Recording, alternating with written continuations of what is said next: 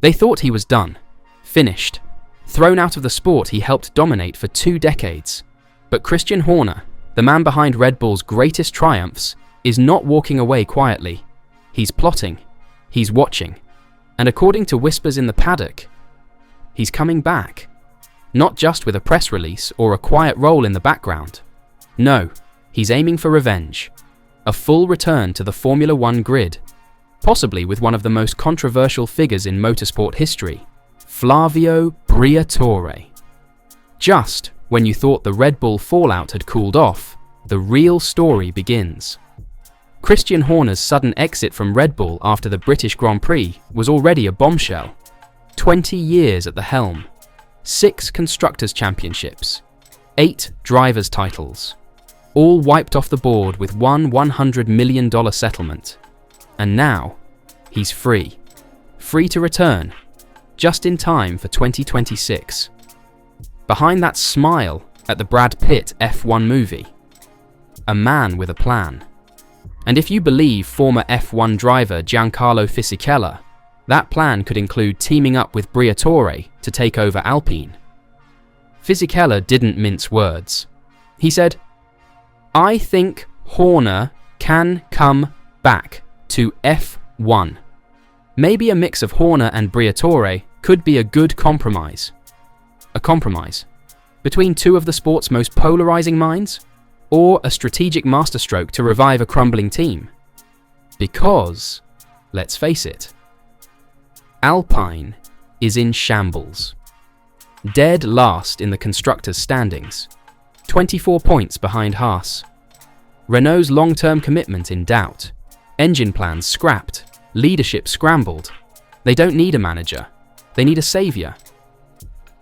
Enter Flavio, back in the paddock, older, greyer, but no less ruthless. And now, Alpine's executive advisor, running the show from behind the scenes, with managing director Steve Nielsen reporting directly to him. Briatore's return is already turning heads, but combine that with Christian Horner, you've got what Toto Wolff called the Mafia reunited. Yes, Toto, never one to stay silent. He mocked the idea of Horner, Briatore and Bernie Ecclestone linking up, calling it an exciting story, good content. Then came the punchline. If those 3 guys come together, all of the Mafia reunited, that will give good content, I guess. Tongue-in-cheek? Maybe. But underneath that sarcasm, a spark of fear. After all, Toto's now the longest-serving team boss on the grid.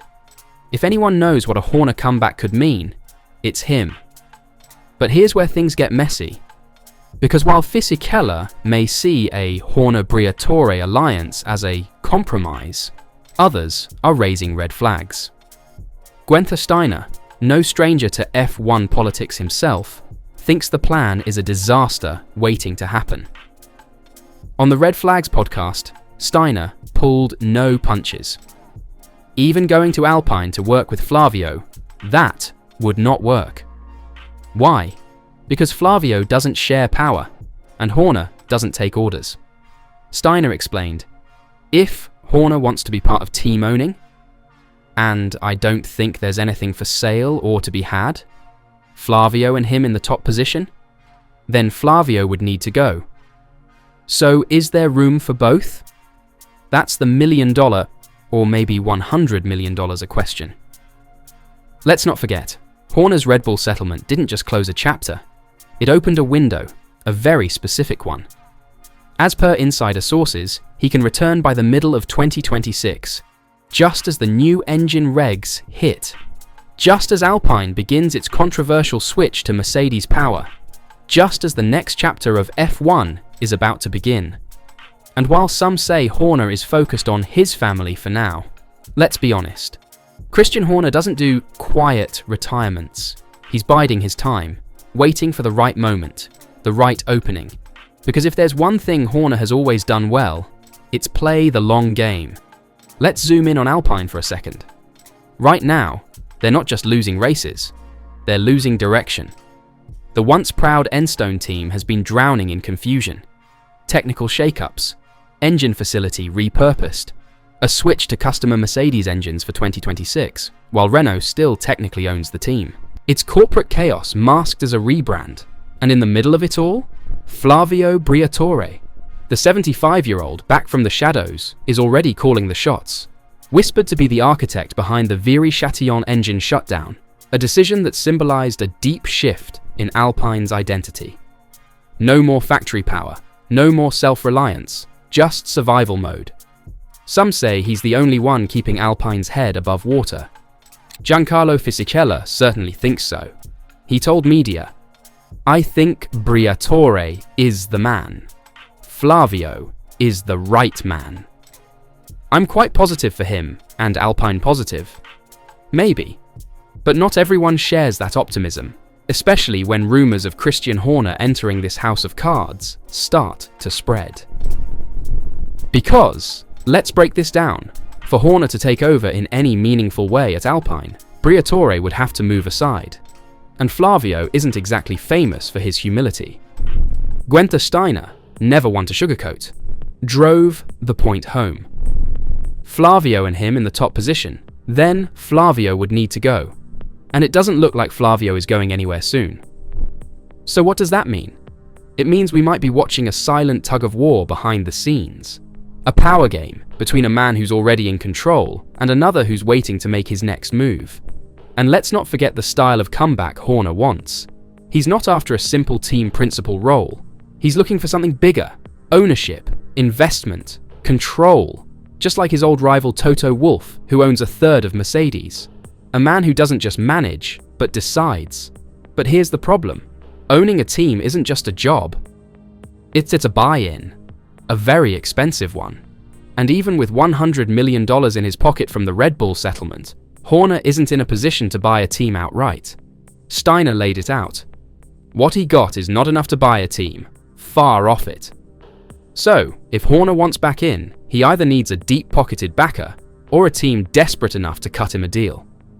A team like Alpine, possibly hanging by a financial thread, potentially eyeing a new era with new leadership. And here's the twist. While Briatore publicly plays down the speculation, the Paddock knows how this sport works. When asked directly about Horner joining Alpine, Flavio smirked and said, "I'm not considering anything at this moment." And Christian is not in Formula One anymore. I hope he comes back soon, but for the moment, he's not in the picture at Alpine. Not in the picture. Yet. But Christian Horner is no stranger to slow burns. He knows how to let a narrative simmer, how to strike when the timing is right. After all, this is a man who outlasted politics, regulation shifts, even Sebastian Vettel's dynasty. He made Red Bull not just a team, but a brand of dominance, a machine. And now, that machine has tossed him aside. Do you really think he's going to let that go? This comeback, if it happens, won't be about trophies. It will be about vindication, about walking back onto that grid, not as the man Red Bull fired, but as the man Formula One couldn't silence. Toto's already joking about mafia reunions. Steiner says there's no room at Alpine. Briatore claims Horner's not in the picture. But history in F1 doesn't care about press conferences. It cares about the power behind the scenes, the money, the influence, the revenge. And if Horner has one hand on the future, whose fingers are wrapped around the dagger? So we ask you, the fans, is Christian Horner really coming back to the grid? Or is he already here, pulling strings in the shadows? And when 2026 arrives, will it be the year Alpine gets saved? Or the year Formula One witnesses its most calculated revenge play yet? Let us know what you think, because this story is just beginning.